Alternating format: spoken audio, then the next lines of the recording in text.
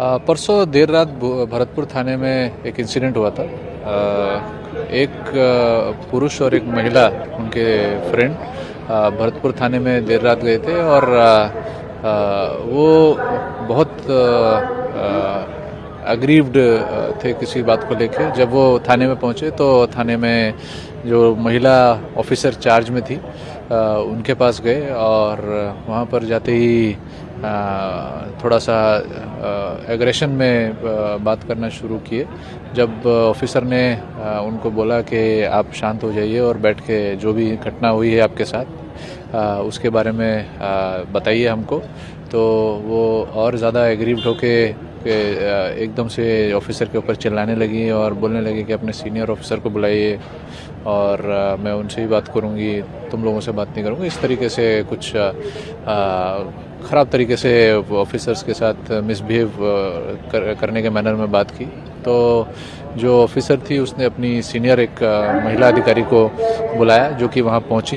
तो ये जो महिला थी इन्होंने उनके साथ भी मिसबिहेव किया है और जो भी थाने में ऑफिसर थे सबको अभद्र भाषा में उनके साथ बात की।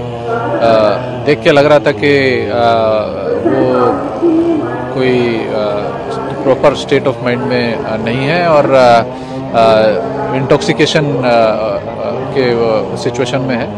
और जाके जितना भी थाने का परिसर था उसमें घूम के सारा जगह पे हल्ला करने लगी और गेट में धमकाने लगी ऑफिसर्स को।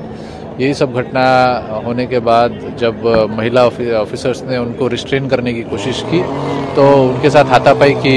एक महिला ऑफिसर को, सब इंस्पेक्टर को उन्होंने झापड़ मारा।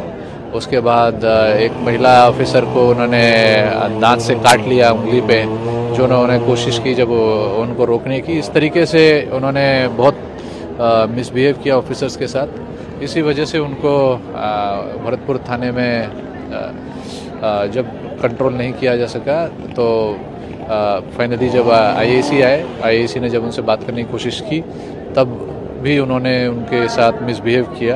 और जो उनके पुरुष बंधु जो कि डिफेंस में है वो भी इसी स्टेट ऑफ माइंड में सब उनके साथ झगड़ा कर रहे थे।